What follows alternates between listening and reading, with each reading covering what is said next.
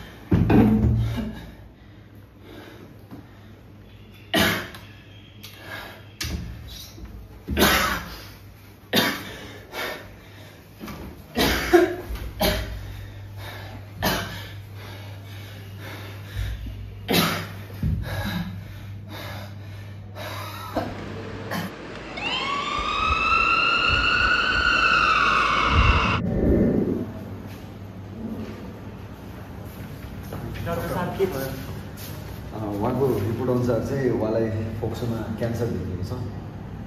Cancer चाहिँ अन्तिम चरणमा छ, त्यसैले एकदमै क्रिटिकल छ। हामीले चाहिँ बचाउन उहाँलाई धेरै नै गाह्रो पर्छ। So we are really sorry.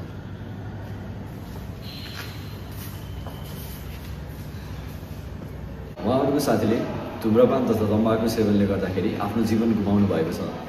धुम्रपान तम्बाकु सेवन नगरौँ, आफ्नो र अरूको जीवन बचाऊ। भिडियो हाम्रो भाइ बहिनीहरूको लागि हो। हाम्रो भाइ बहिनीहरूमध्ये कसैले पनि धुम्रपान गर्दै नगर्नुहोला र कसैले गरिरहनु भएको छ भने समयमै अन्त्य गर्नुहोला।